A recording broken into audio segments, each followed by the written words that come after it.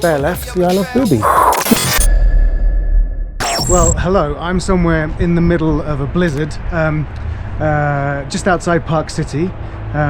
Salt Lake City is that way, Vegas is that way, and my home is thousands of miles that way. But I think I'm in the right place because there's a Hoonigan Skidoo, and we are somewhere that says no, not open to the public, no appointment, no entry. So this is an exclusive chance to look behind the scenes at Hoonigan Racing Division. And I'm hoping what happens here is it's a haven of hoonage. Knock, knock, knock, who's there? Do I get to come in? Yes, Neil, you can come in. Thanks, Kev. Oh, amazing. I mean, I've dreamt of coming here before. Yeah. It's like a temple of all things traction and speed. But to see it in the flesh is pretty amazing. Well, thank you. This is not that walking in the door is your first time being here, but a few days ago was your first time being here, and you did have a very genuine reaction like when you walked in. So that's the general idea of what we wanted when people walk into this place, because for me this is a celebration of what we do with motorsport.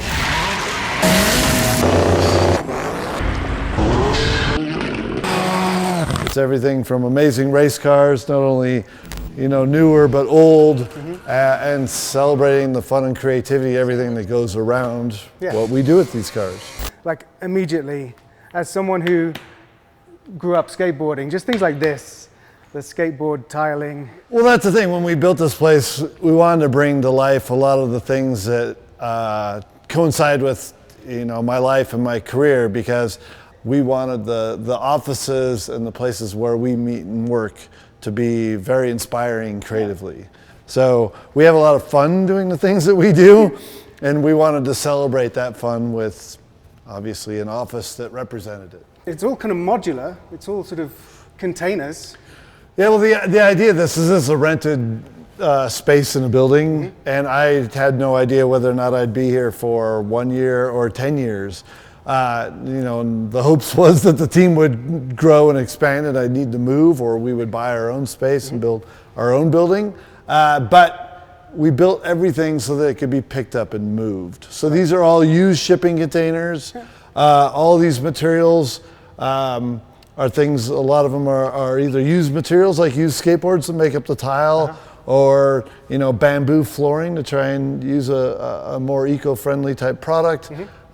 So yeah, we tried to do as much sort of reuse and recycle type materials as possible. And at the same time too, taking parts of my life and mixing them in, everything from obviously the skateboard tile, because I grew up skateboarding and a lot of my business life was in skateboarding, to even a bit more of a mountain and wood feel, which you wouldn't have in most race shops. But we're located in Park City, Utah, in the middle of the mountains, so wanted to represent some of that also.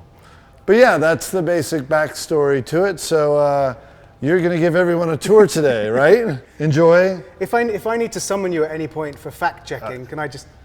Okay, good, thank you. Okay. All right. See you, Neil. Bye. So first up, things that are genuinely impressive and things to be proud of, like all of these trophies, including some not just for racing, but also for marketing. Very, very cool. This means a lot to me because I've spent a lot of time in the forests of Sweden at WRC, this event in particular, and I think this was 2011, Ken's first time in the Fiesta WRC, first time on studs. Colin McRae was one of the first drivers to actually fully take off on this jump, because up until then it was just a crest that people just rolled over, and then it became an actual competition within the event to who could be the best and most spectacular. And of course, Ken Block won the award in 2011. Now what's nice about that is that some of the DNA from Colin McRae and his name being associated with that is that it's also deeply connected with this amazing Mark II Escort. Because under the hood is a Millington engine, which was originally going to be part of the R4 project, which unfortunately Colin McRae couldn't complete before he tragically passed away. So this has some genuine engineering DNA from Colin McRae himself. In fact, there's a three-way connection. We can triangulate the connections. X Games, of course, was somewhere where a relationship was formed between Ken and Colin. And this is something I know that Ken's very proud of, which is his silver medal for the X Games, where he almost beat Sebastian Loeb. So going into the final, he'd out-qualified the best rally driver, arguably in the history of rallying, and got into the final, drove most of the final on three wheels, but luckily most of the important turns were left turns, so this wasn't too much of a mechanical problem, apart from the fact that you're racing on three wheels, and still to come away with a silver medal is something I know that Ken's very proud of, but also proud of the whole ain't care attitude, the kind of no shame in things going wrong. In fact, talking of ain't care, there is an entire wall dedicated to that phrase right here. So, ain't care, to strive to win at any cost with zero mechanical sympathy or regard for one's well-being. Now that doesn't just mean that if you want to win, you might have a few crashes. It also means that the competition means you keep going. Like rallying is an extreme off-road adventure. So if you get a puncture, or if you get a piece of broken steering arm or a piece of broken suspension, quite often you have to try and fix it during competition or choose to drive on it until it is completely destroyed. So let's have a look around here. There's some amazing bits of art, and that's what I love about this place, is that there's so much art in amongst the mechanical stuff. It's all combined, and that really appeals to me personally. And gaming, like these are Xboxes designed for each of the different liveries from Gymkhana 10. You've got all these toys. You've got a Russian doll of Ken. You've got these monster cans with Ken on the side. You've got all these different shoes, which are the brilliant sort of combined DC sort of skate shoe combined with driving shoes. That's one of my favorites. Breast cancer charity, I love boobies. So this is a great little sort of archive, but also a record of all the great designers, that amazing Hoonigan race car. And in fact, if you look at that intake there, you can see the real version of it right here. Look at that, in the conference room. As you can see, there is a theme to the conference room, and that is Climbkhana. There are actual wheels from Gymkhana. You've got some genuine original pieces of art. Death spray. You know, there are some amazing trophies up here for World Rallycross Championship, both Andreas Backerud and Ken Block and the Hoonigan team. Rallies, Rallycross, Gymkhana Grid, ARX, GRC, but also some great awards for the marketing work. Also, a little interesting fact from Climbkhana is that this sign was handmade because to get that shot of that sign in Climbkhana, they couldn't find that actual sign, so they had to have that handmade. And this place is full of the evidence of creative ideas like this, Rob Dyrdek's car, which is much more on my scale.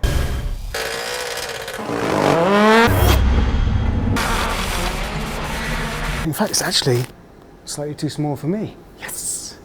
And then over on my shoulder, you have the artwork for the Gymkhana files, the 8-part series for Amazon Prime. And I'm in that as well. Interesting fact about Rob Dyrdek is that he was also in Gymkhana 2.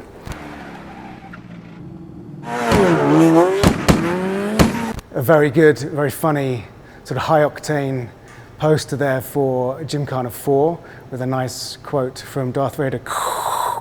This movie force choked the rock out of me. Let's go upstairs. And this is the kind of mountain-themed meeting area, open space, bare left, kind of office area for Ken, although don't know if he actually sits there very often. Some really nice racing suits going through the history of rallying in the WRC 2010, 2011, 2012, and see the evolution of the paint dripping livery, which was also reflected in the cars. And I wanted to find around here, it's a room with some awesome pieces in. Let's see if I can put a light on. Now, this really appeals. Look at the range of different racing shoes, some of which are clearly brand new, some of which have definitely seen some serious action. And all the different helmets. Look at these brilliant brain buckets, look at that. So the key with some of these different helmets is that they obviously have different functions. Like that one is if you're going to have intake of a lot of methanol and different sort of gases that you can't breathe, you need the gas mask on the front. But then for classic rallying helmets, you need this so that you can talk to the co-driver, but open face is much better. And then the classic racing style or Troy Lee designs, absolutely gorgeous. But the important thing to remember is that it isn't just a meeting space, it isn't just a creative space, it's a workspace. It's also a functioning race team, and this is the beating heart of that, and it's absolutely wild. Now, there's a lot of cool vehicles in here to show you. Now, first up is the RS200, easily my favorite of the Group B rally cars. But no, not just that. Next to it, that's Ken's wife's Bronco. Then there's a four-door Can-Am. And there's, just a random Skidoo snowmobile. And by the way, it is Skidoo. This is the RS-RX Ford Focus from Gymkhana 9. And then reappeared in Gymkhana 10 as driven by Oliver Solberg, the son of World Rally and World Rallycross champion Petter Solberg. The one next to it from Gymkhana 3. This is an OMSC built Fiesta. These two cars are the only cars they've had built at Hoonigan that are 5-door. An extra nerdy fact is that you can't open the rear door of the Focus because it's sealed, but you can open the rear door of the Fiesta. So amazing couple of Raptors, one with wheels, one with tracks. The new Explorer ST with an amazing Can-Am on the back of it. But let's not ignore the elephant in the room, which I personally am so stoked to see. Ladies and gentlemen, it's the Hoonitruck.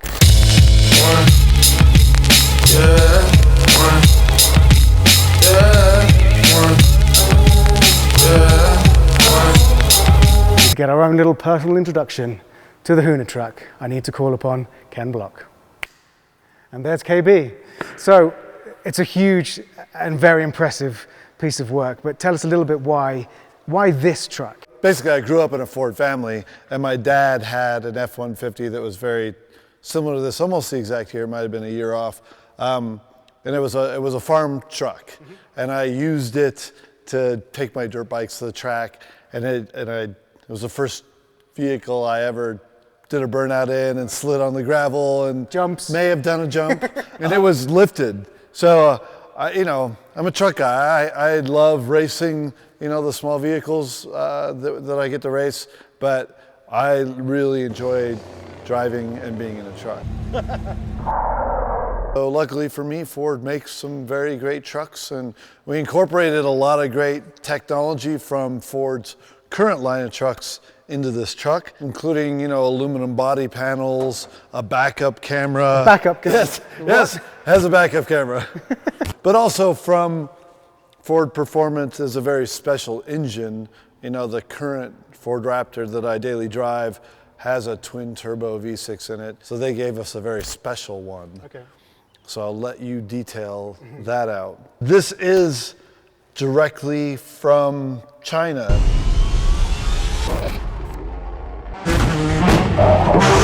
It does bear some scars. I hit a few things, mostly with the rear.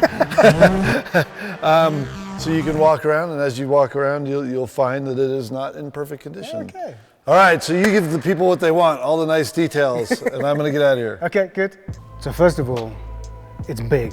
And look how big it is. It's actually wider than I am tall. So under the hood and partially exposed above the hood, 3.5 litre twin turbo V6, pushing 914 brake horsepower, about 700 foot-pounds of torque. But the engine has proper racing heritage. It's also very similar to the kind of engine that's in the Raptors over there. And what I love about the engine is that this air intake was 3D printed in Germany, and it took 100 hours, and it's one of a kind. Well, maybe it was when it was 3D printed. Then you've got things like the doors completely and utterly hand built. You can just see how someone has hammered that into shape so that it sounds like a truck when you shut the door. And then you look in the back here. Let's have a look. The bed is completely open. Completely and utterly open, and all of this is modular, so if they need to take apart, because of course it's a filming vehicle, but they have to repair it and get going again. They don't have time to put it in to get rebuilt. It has to be patched up, so parts can be taken apart. And down in there you can see the center clutch release, so that's a very specific thing which is for this, and also very similar to the World Rallycross car over there, is that when you want to pull the handbrake to lock up the rear wheels, that releases the center clutch. Inside. Once you're inside, there's a lot of space. Gears, handbrake, and a very, very nicely designed set of buttons on the front. Obviously the screens, that would be the reverse screen, so that you can see just how you get this thing backwards when you've got to reverse it into difficult spaces. And then yeah, transmissions under here, engines under there, front diff, rear diff. But if you have a look at the back of the bed, imagine how hard it is to steer this thing. It's massive up those ribbon-like roads of the Chinese countryside, especially with this huge overhang, not just that much, but also this as well. And just to talk us through how difficult that was, let's get Ken back in. So you don't make life easy for yourself with a beast like this up those roads in China. It really is quite big. If you look at the Fiesta there, and even the Focus is slightly longer, there's not much overhang past the rear wheel. But this is the opposite of that. There's a huge overhang with the bed, and not only that, we have the wing that sticks out beyond that. So as you can see right here, there's a little bit of extra red tape. This is in turn 9 where the wing actually scraped the metal part above the top of the barrier and bent and scraped right there. And then the damage here is actually from hitting the blocks on the entry of the corner. It's an incredible truck, Ken. I mean, it's such a pleasure to see this thing in the flesh, and it's so much bigger and cooler than I ever imagined. And so's the place. Thank you. Well, thanks for giving everybody a tour. Hope you enjoyed it.